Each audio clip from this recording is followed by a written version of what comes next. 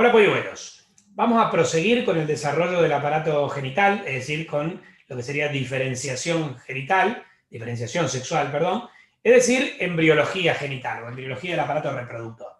Ya habíamos hablado del periodo indiferenciado, es decir, de la etapa pregonadal y de la formación de la gónada indiferente. Ahora tenemos que hablar de la diferenciación sexual y vamos a hablar de la diferenciación sexual primaria o gonadal.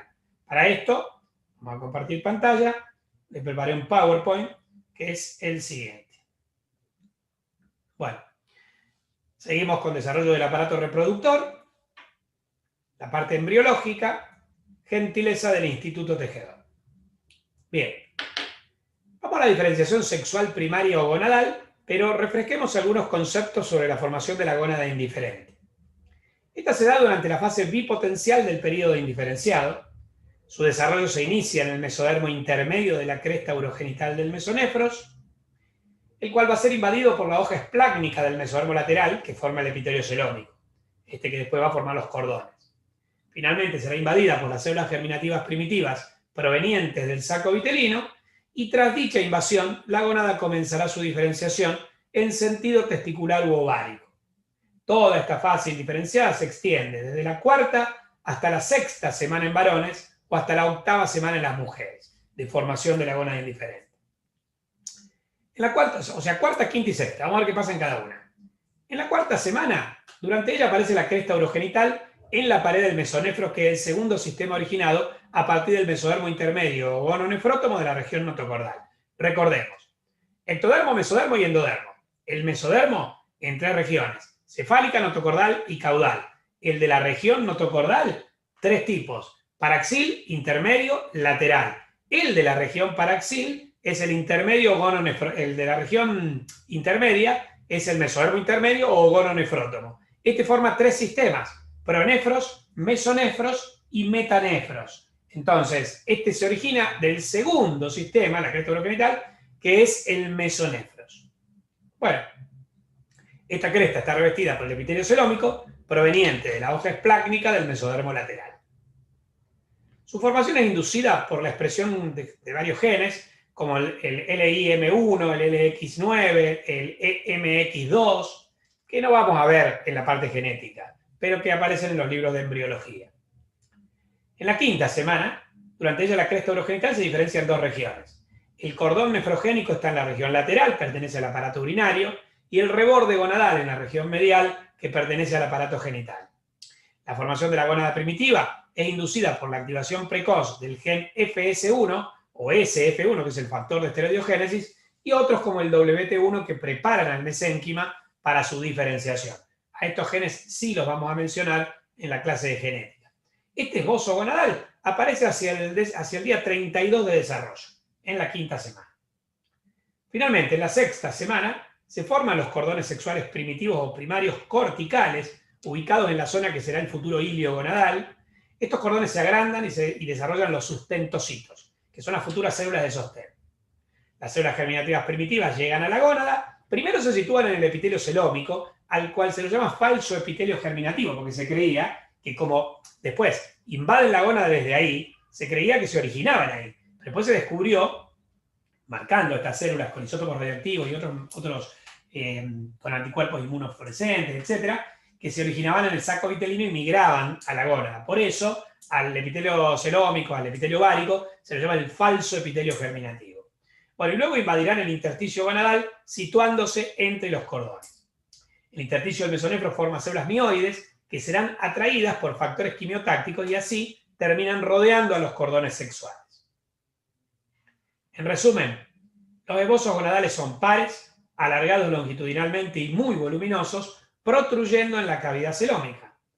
Este esbozo gonadal está formado por tres poblaciones celulares: el mesénquima del mesodermo intermedio, que forma el intersticio gonadal, las células mioides, los fibroblastos, los endocrinocitos, o sea, las células secretoras de hormonas, y las células endoteliales.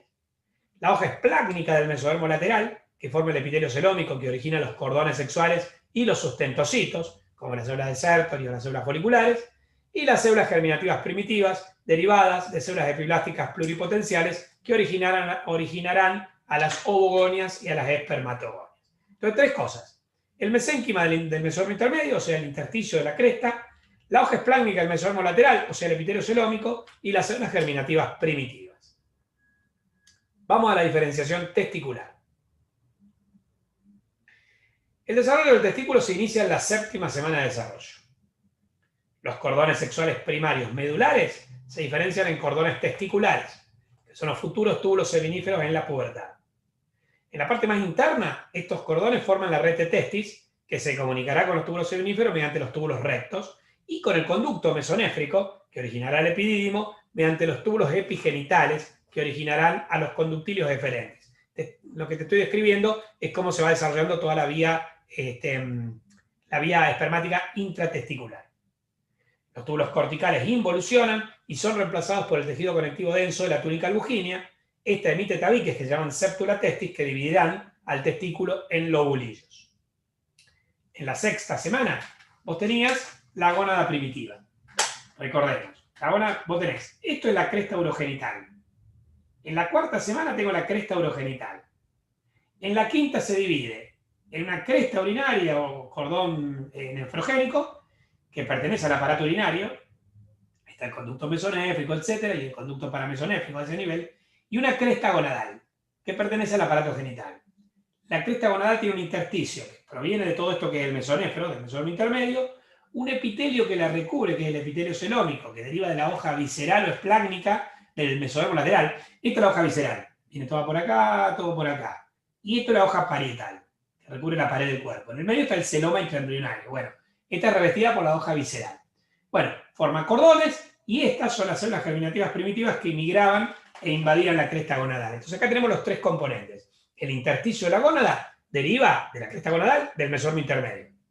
El epitelio celómico y los cordones que se imaginan a partir de él derivan del mesodermo lateral. Y las células germinativas primitivas derivan del epiblasto y migran invadiendo la gónada en la 6ª semana. De la 7ª semana al 4º mes, miren lo que pasa. Los cordones corticales involucionan, son reemplazados por tejido conectivo denso, se forma la túnica albuginea. Los cordones medulares se forman los cordones testiculares, todavía no van a ser túbulos, donde van a tener células de sostén, sustentocitos o células sustentaculares, que se van a diferenciar en células de Sertoli, y las células germinativas primitivas dentro del cordón, que después se van a diferenciar en espermatogonias. Esta es la parte donde los cordones forman la red de testis, la parte interna, que se va a vincular con los túbulos del mesonéfro. Pero esa vinculación se produce cuando los túbulos epigenitales vinculan la red de testis con el epidídimo en formación, este conducto mesonéfrico, para formar los conductilios deferentes. Ahora van a ver que se tienen que activar algunos genes, como el del factor de crecimiento fibroblástico tipo 9, para que se forme dicha vinculación. Por su parte, la túnica albuginea emite tabiques, que va a dividir al testículo en lobulillos. Regulación molecular. El desarrollo testicular requiere de la presencia del gen SRI, capaz de mantener activo al gen FC1 y de activar al gen del HAM y a factores de transcripción como el SOX9. El SRI es el gen determinante del sexo masculino. El FS1 es el factor de esteroidogénesis y el HAM es el gen de la hormona antimuleriana. El SOX9 es un factor de transcripción del SRI. Después lo vamos a ver en la clase de genética. Además, las células del epitelio celómico generan señales que estimulan el reclutamiento de células del mesodermo intermedio. Entre ellas se encuentra el factor de crecimiento fibroblástico de tipo 9, que actúa como un factor quimiotáctico que induce a los túbulos del conducto mesonéfrico a penetrar en la cresta gonadal. Si estos tubos no penetran, la diferenciación testicular no continúa. Así, gracias a la interacción entre el mesodermo intermedio y el lateral, se genera una matriz que es rica en fibronectina, laminina, colágeno 4, paransulfato. Bueno, ¿cómo se desarrolla el intersticio? En el tejido mesenquimático del intersticio surgen los endocrinocitos, como lo llama el Arteaga, que son las futuras células intersticiales de Leydig. Estas comienzan a segregar andrógenos como testosterona y androstenediona hacia la 8ª semana. Además, segregan el factor de crecimiento similar a insulina de tipo 3, que después vamos a ver que es esencial para la migración testicular, para el descenso testicular. Estas hormonas inducen la diferenciación ductal y de genitales externos en sentido masculino.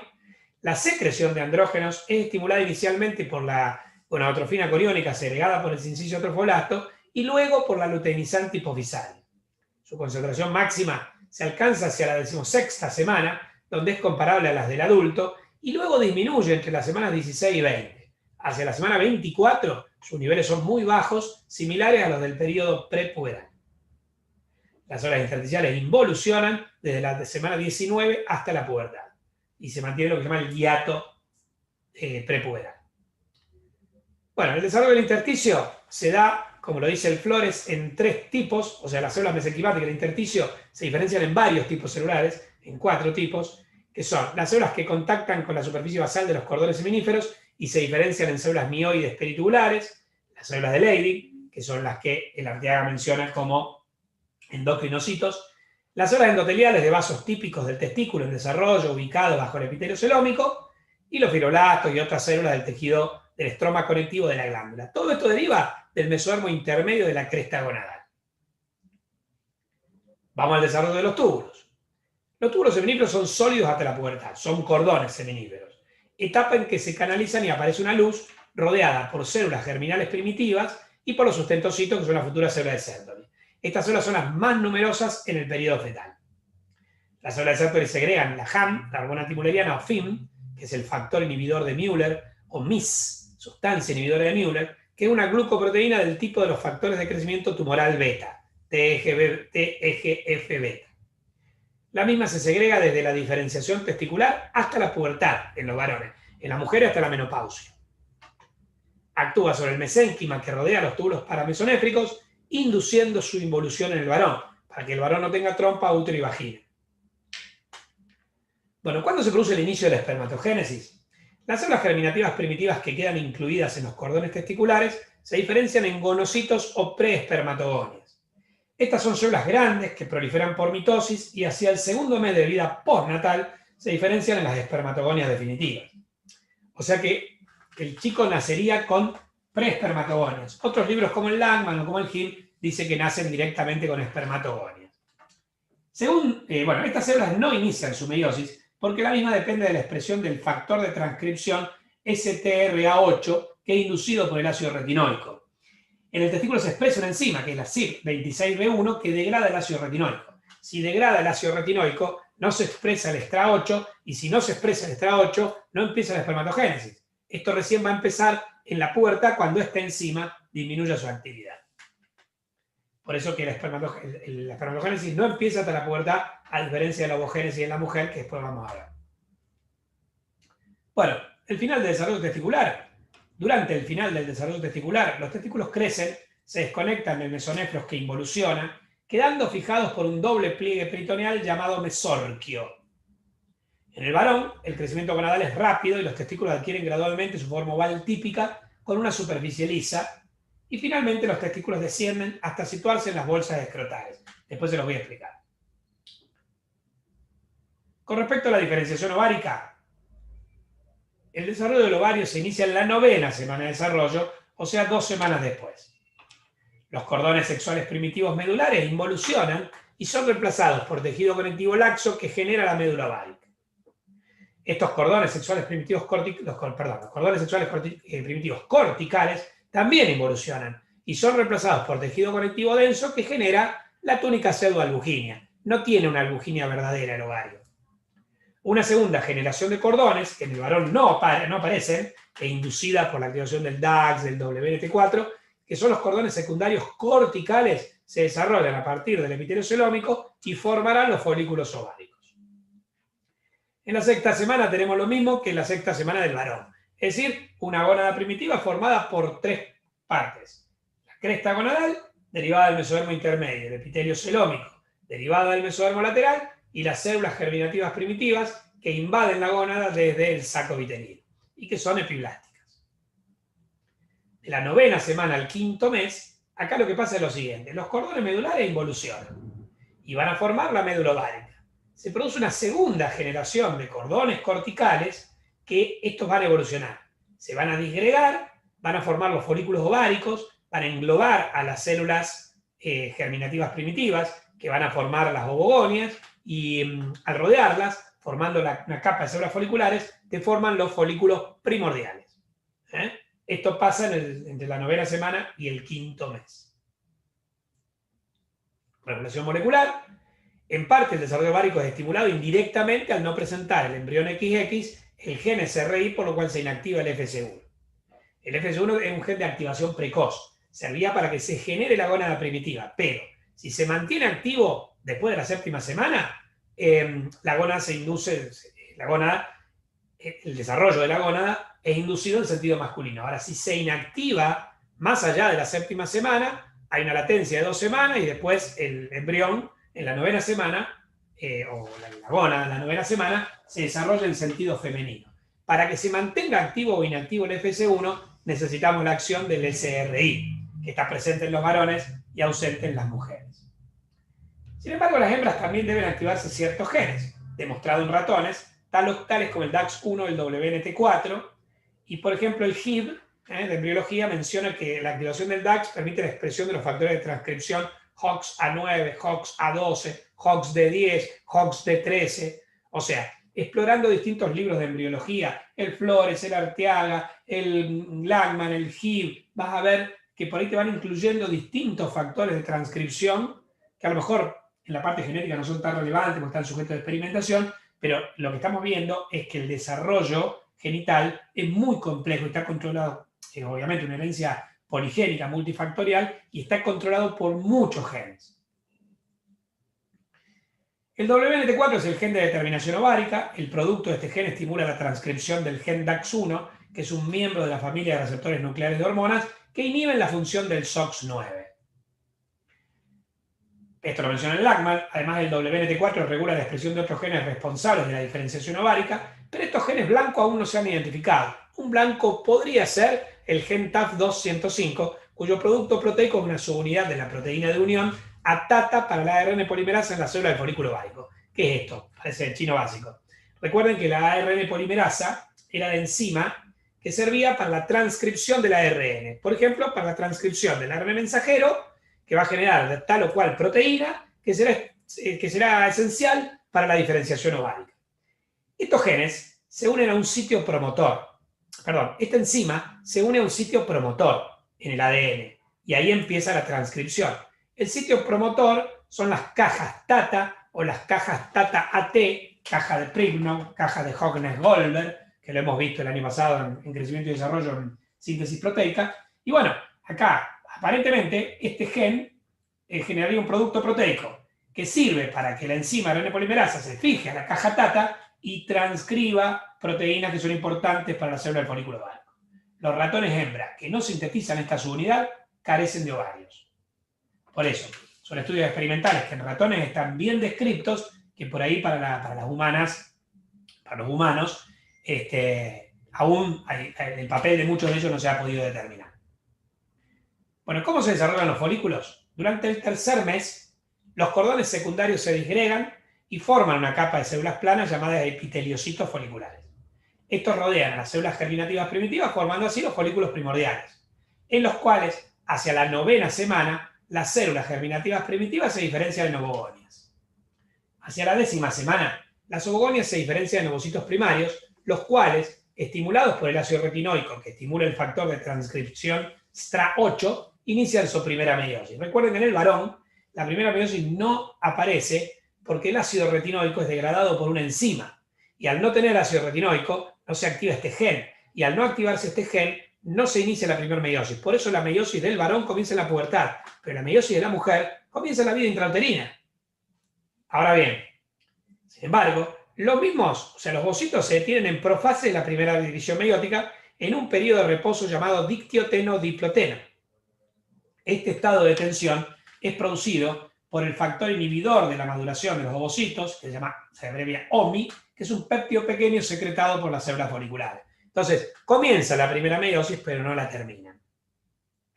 Durante el desarrollo embrionario hay amplificación de células germinales primitivas, o sea, se dividen por mitosis, y redundancia de folículos primordiales. O sea, los folículos primordiales van a aparecer muchos, y hacia la semana 25 de desarrollo, se han formado en ambos ovarios 6 a 7 millones de folículos primordiales.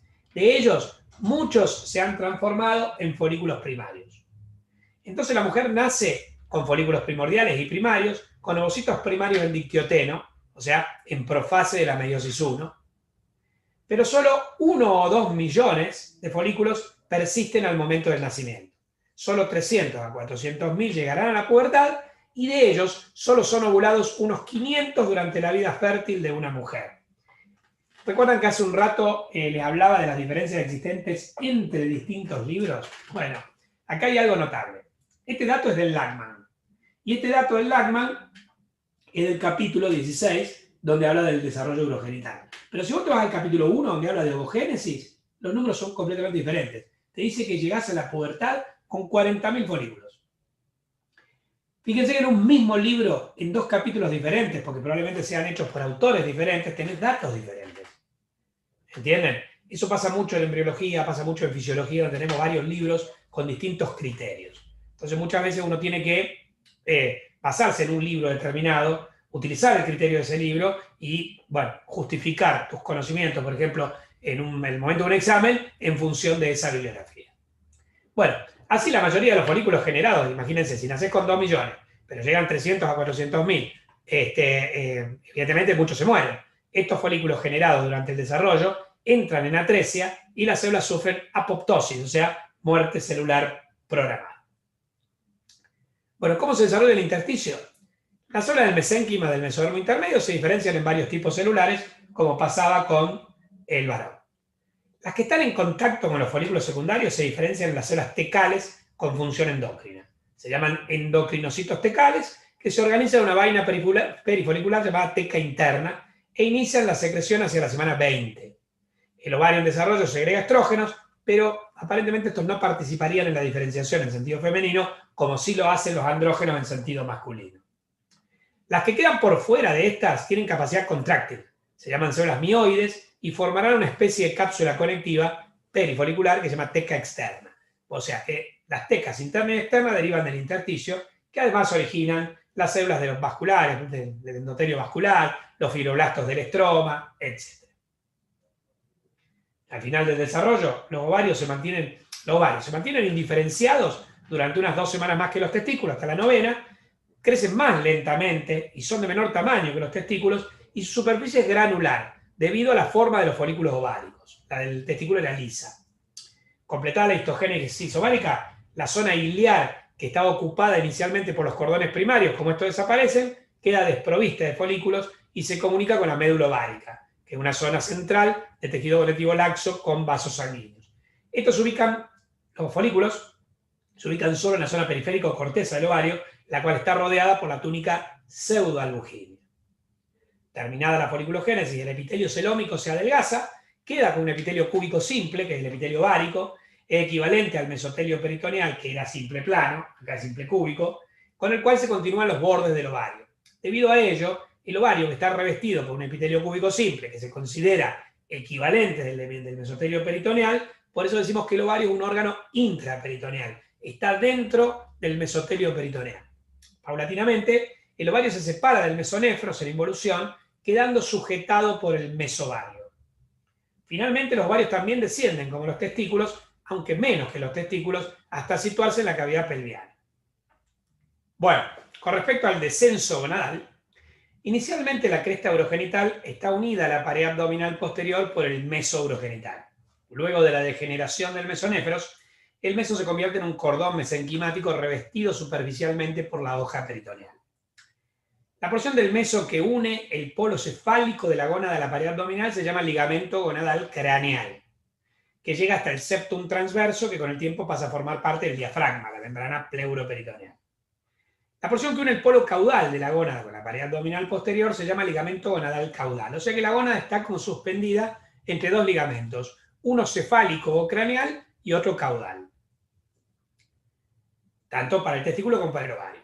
Vamos al descenso testicular. Este se dan 2 fases. La primera se llama transabdominal, interna o pasiva, se produce mientras la cavidad abdominal crece entre la semana 10 y 15, mientras que la segunda se llama inguinoescrotal, o externa o activa, y durante ella el testículo desciende a través del conducto inguinal hasta el escroto. Esto ocurre entre las semanas 28 y 35. En la fase transabdominal, el ligamento craneal se transforma en un mesénquima laxo, o sea, involuciona, mientras que el caudal retiene al testículo en una posición cercana al futuro orificio del conducto inguinal. Por otro lado, el mesénquima de la cresta escrotal se cavita, queda una cavidad para recibir al testículo, respetando al gubernaculum testis, que organiza dicho proceso y en su interior se proyecta un receso del celoma, que es el conducto peritoneo vaginal. Alrededor de este conducto se organizan los tejidos de la pared y se forma el conducto inguinal. El gubernaculum testis queda en posición dorsal al conducto peritoneo vaginal, en una posición similar a la que posee el testículo, que es un órgano retroperitoneal en el abdomen. A diferencia del ovario, que es intraperitoneal, este es retroperitoneal, cuando está en el abdomen, después está en la bolsa escrotal. Al finalizar el descenso abdominal, el testículo queda en la entrada del conducto peritoneo vaginal. Bueno, ahí tenemos la fase transabdominal. Ahí tengo la gónada, más o menos en la región umbilical, en el abdomen a la altura del ombligo, donde en este momento no hay ombligo, sino que está el conducto ónfalo-mesentérico vitelino. A esa altura se encuentra la gónada. Tiene un ligamento gonadal craneal y un ligamento gonadal caudal. Este llega hasta el septum transverso, que va a ser el primitivo diafragma, y este llega hasta la porción inferior, después se va a insertar en la bolsa escrotal en desarrollo. Bueno, estos son los restos de lo que era antes el mesonefro, que involuciona. ¿Qué pasa? En esta fase que se da entre la décima y la decimoquinta semana, el craneal involuciona. Se transforma en tejido conectivo laxo y no tiene capacidad de retener el testículo, mientras que el caudal evoluciona, se ensancha y forma el llamado gubernaculum testis, que es una estructura fibrosa muy especializada, cuyo desarrollo se ve influenciado por el factor de crecimiento similar a insulina de tipo 3 y que va a inducir al descenso testicular. De todas maneras, en esta fase es pasiva, porque vos fijate, si yo mido la longitud de este ligamento caudal y la longitud del ligamento acá cuando forma el gubernáculo, no es más o menos la misma. No es que el testículo descendió, pero como el abdomen se expandió, queda en una posición más baja. Por eso decimos que es una fase pasiva. ¿Estamos? Bueno, y también se va formando esto que es el conducto peritoneo vaginal.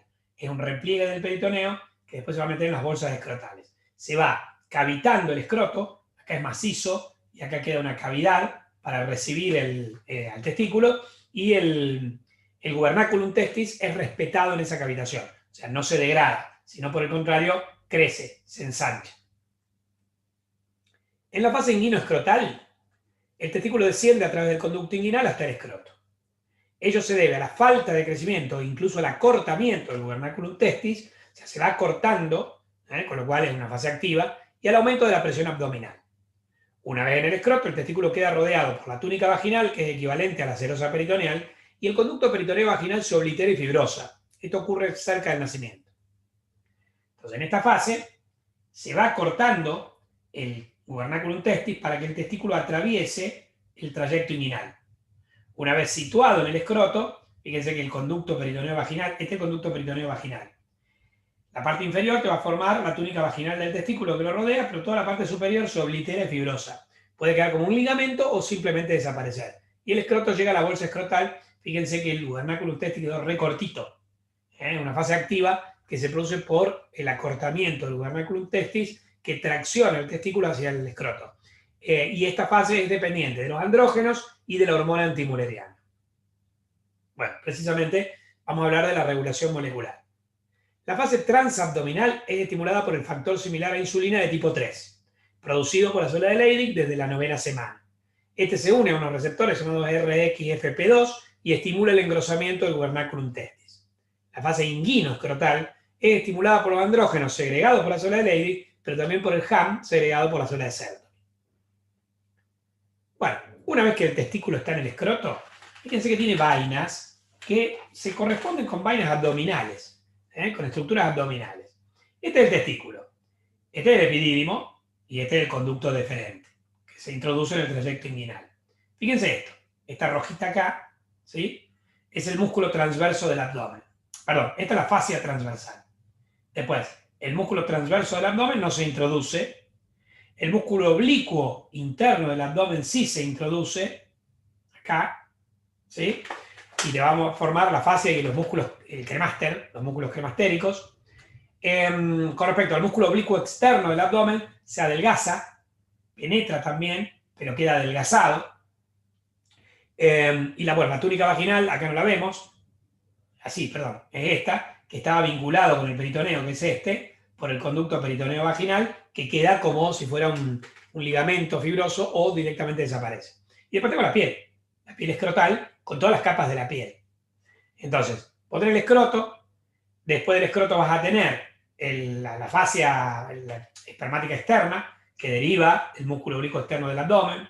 Después vas a tener la fascia y el músculo cremastérico, después que deriva, este músculo cremastérico deriva del oblicuo interno del abdomen, el cremaster, y después tenemos la fascia espermática interna, que deriva de la fascia transversal del abdomen, y la túnica vaginal, que deriva del peritoneo.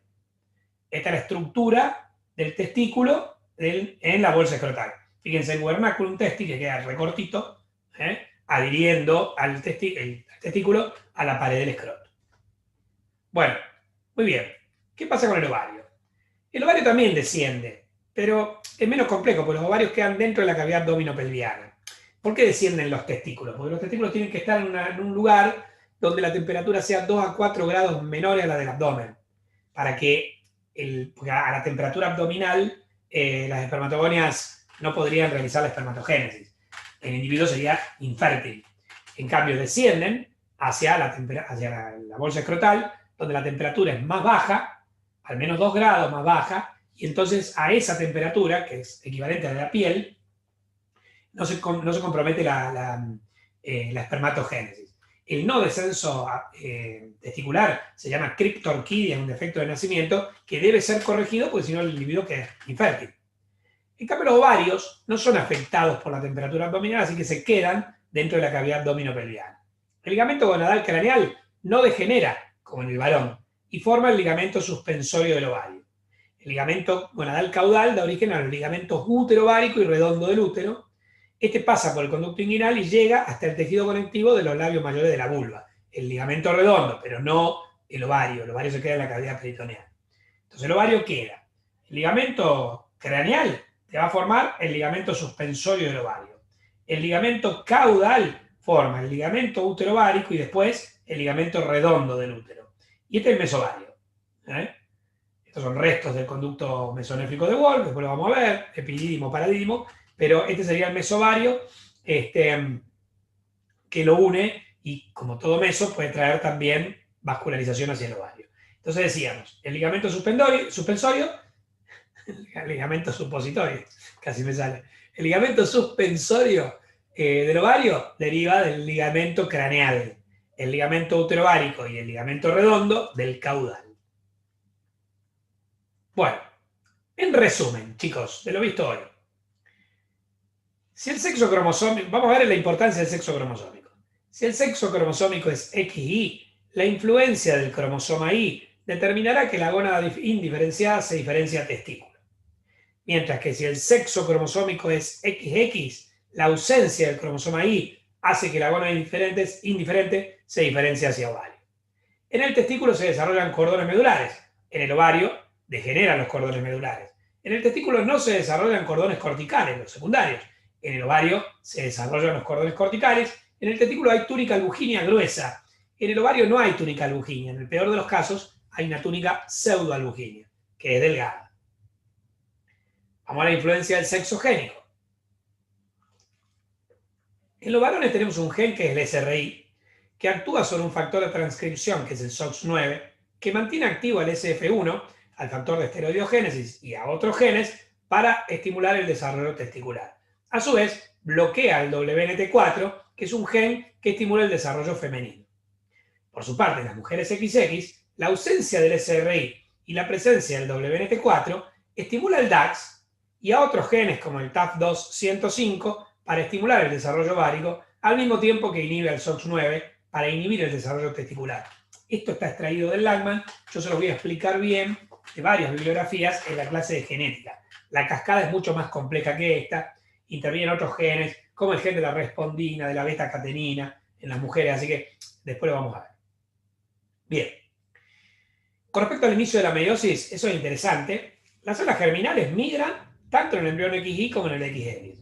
Pero en el XY forman espermatogonias que por mitosis proliferan, pero como esta enzima, CYP26B1, destruye el ácido retinoico, no se activa el STRA8 y entonces no hay meiosis precoz. La espermatogénesis no comienza hasta después del nacimiento hacia la pubertad. En cambio, las células germinales primitivas del esbozo gonadal dan ovogonias que por mitosis proliferan y que, como el ácido retinoico y el STRA8 permite que inicie la meiosis, forman ovocitos. En ratones se ha visto que también estas células germinales pueden ir a la glándula suprarrenal, dar ovogonias que por mitosis proliferan y por meiosis dan ovocitos, pero luego, antes de nacer, esta población de células germinativas primitivas de la glándula suprarrenal involucionan. Se da tanto en ratones con sexo cromosómico XY como XX, pero involucionan.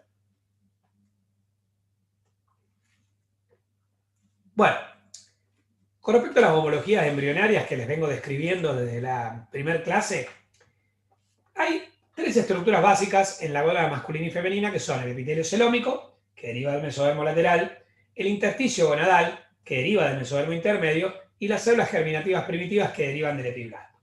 En el varón, el epitelio celómico origina la célula de Sertoli. En la mujer, las células foliculares, por eso células de Sertoli, son homólogas embriológicas de las foliculares. El intersticio gonadal, en el varón origina las células de Leydig y en la mujer las tecales. Por eso las células de Leydig son las homólogas de las células tecales desde el punto de vista embriológico. Finalmente, las células germinativas primitivas originan en el varón las espermatogonias y en la mujer las ovogonias, que son las homólogas embriológicas de las espermatogonias. Esas son las homologías embrionarias, es decir, estructuras del varón y de la mujer que se consideran homólogas por derivar del mismo primordio embriológico. Bueno, polluelos. Esto se ha visto del Lachman, se ha visto del Arteaga, se ha visto del Hibb, se ha visto del Flores. El Carlson, también he utilizado algunos esquemas del Matsumura, que es un atlas de embriología. Y lo que decíamos, a ver, lo que les decía es que, bueno, en embriología tenés el Flores de embriología, el Arteaga Martínez de embriología, el Mur-Persad de embriología. Acá tiene un atlas de embriología que es el Matsumura, que tiene algunos esquemas que están muy buenos. Otros son el Lachman, el Hibb, el López-Dum. Bueno, el Solari de genética también tiene conceptos de embriología. Así que, por eso, chicos, yo no sé qué libro de embriología usan ustedes. Han usado del año pasado, tienen este año para usar. Y por otra parte, puede ser que usen varios libros, porque, qué sé yo, hoy te lo podés descargar por internet o los fotocopias. Y cuando los lees de varios libros, varias fuentes, el mismo tema, especialmente, como te decía, en embriología o en fisiología, surge la confusión. Porque por ahí tenés conceptos contradictorios entre un libro y otro, y a veces en un mismo libro, como decíamos antes, en 2 capítulos del mismo libro. Por eso la clase que les di especialmente en este tema de embriología del desarrollo sexual, esta clase yo traté de aunar distintas fuentes para que si vos, por ejemplo, usás X libros, suponete del Arteaga, no te falten los conceptos que en el Arteaga no están y que están en el Flores, en el Lachman o en el Hibb. Del mismo modo, si vos estudias del Lachman, que no te falten los conceptos del Arteaga, del Flores, del Hibb, del Carlson, qué sé yo. Fui aunando distintas fuentes para crearles, digamos, una clase integrada con todo lo más importante, digamos, que tenés que saber sobre el desarrollo gonadal. Con embriología y con fisiología generalmente vamos a trabajar este año de esa manera. ¿Está?